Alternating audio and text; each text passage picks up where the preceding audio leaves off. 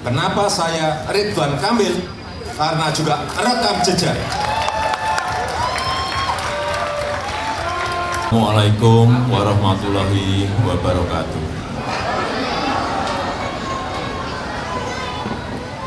Selamat malam, salam sejahtera bagi kita semuanya. Shalom, Om Swastiastu, Namo Buddhaya, salam kebajikan.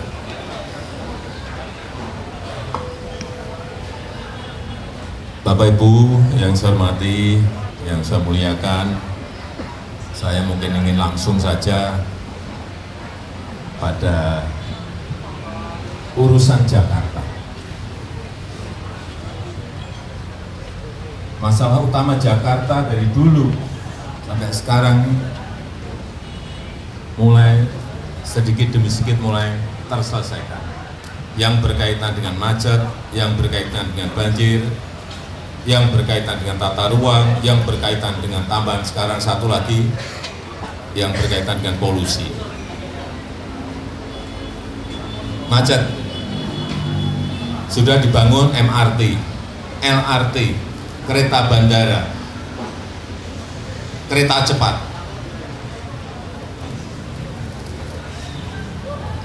Tinggal menyelesaikan misalnya MRT, rute yang utara selatan dirampungkan, rute yang barat timur dirampungkan, sehingga nantinya semua penduduk Jakarta ini memakai transportasi massal yang kita miliki.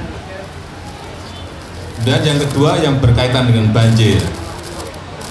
Banjir Sungai Ciliwung itu sudah dinormalisasi kurang hanya 16 km.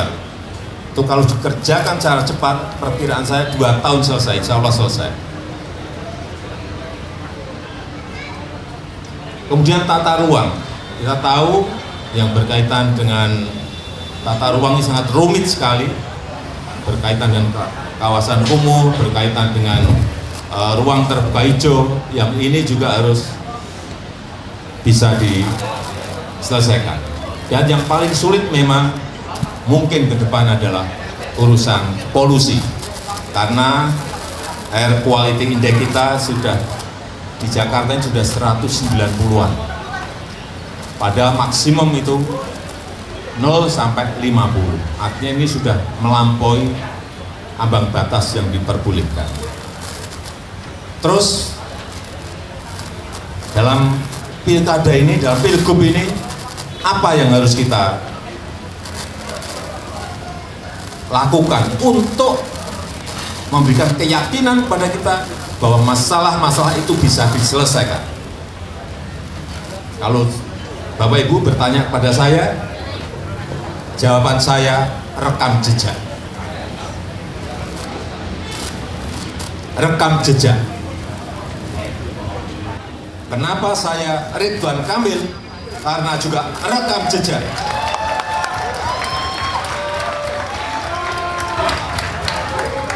Saya ulang, kenapa saya Ridwan Kamil? Karena rekam jejak. Bapak Ridwan Kamil yang pertama pernah menjadi wali kota. Dalam skup manajemen kecil, mengelola kota itu juga tidak mudah. Beliau sudah memiliki pengalaman itu.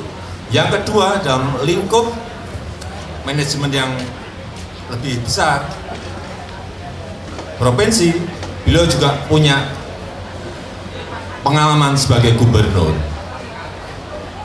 Terus, yang paling penting ditunjang oleh ilmu yang Pak Ridwan Kamil miliki. Beliau dari teknik arsitek ITB. Yang kedua, masternya di urban design di Berkeley. Karena kalau sudah urban design itu artinya di situ ada ilmu city planning, pasti ada. Ada Pak Ridwan? Pasti ada. Di situ ada urusan yang berkaitan dengan landscape kota, pasti ada. Dan yang lain-lainnya. Artinya secara rekam jejak punya, secara ilmu punya, kurang apa lagi? Mau pilih yang mana lagi? Iya enggak? Iya enggak? Kalau saya itu aja, udah. Itu aja. Sekarang tinggal Bapak Ibu semuanya, saudara-saudara semuanya bergerak dalam waktu yang sangat sempit ini. Kalau gerakannya masih benar, semuanya betul-betul berusaha untuk kota Jakarta yang kita cintai ini,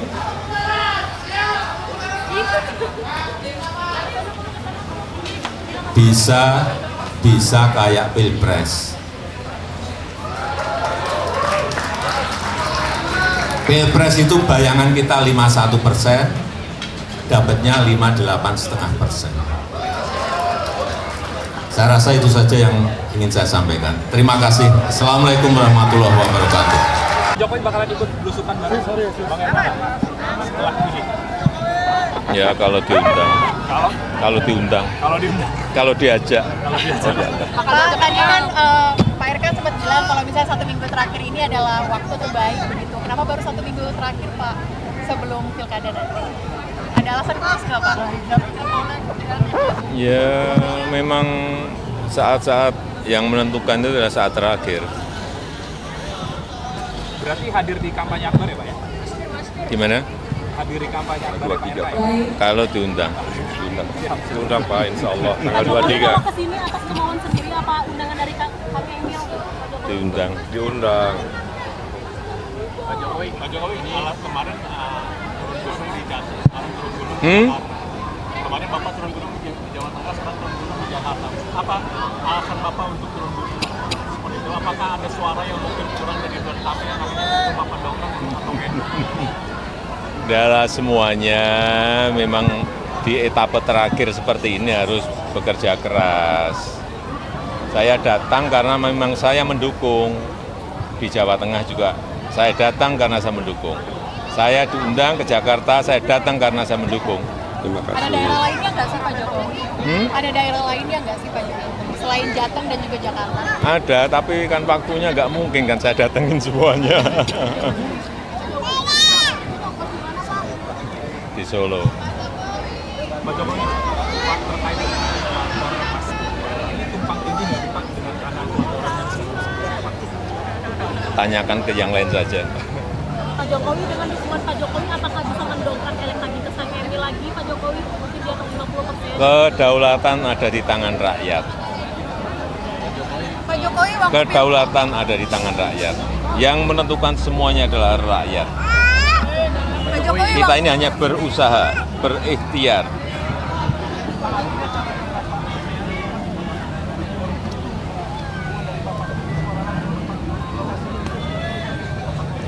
Ya, mereka mengundang, tapi kan tidak semuanya bisa saya penuhin.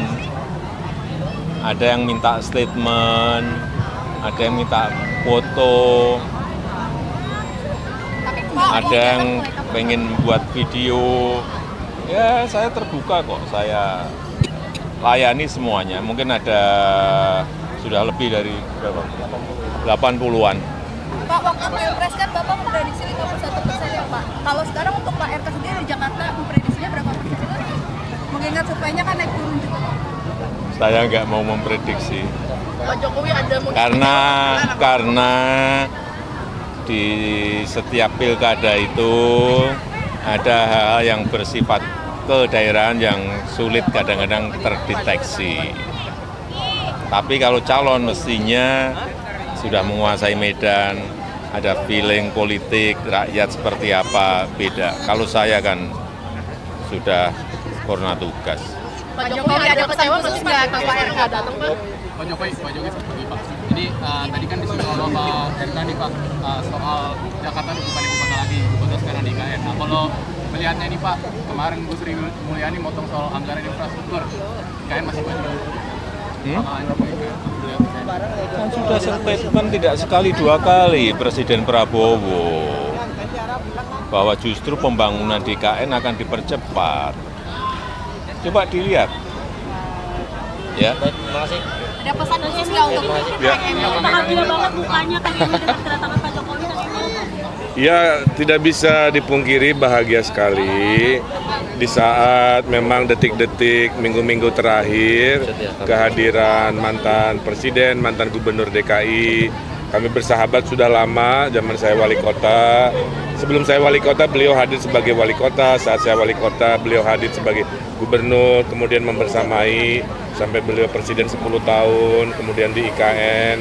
Itulah hubungan kami. Dan tadi Pak Jokowi menyampaikan kuncinya adalah rekam jejak. Mudah-mudahan warga Jakarta melihat itu, bahwa membangun Jakarta semua mungkin programnya mirip-mirip ya, tapi yang membedakan kan rekam jejak.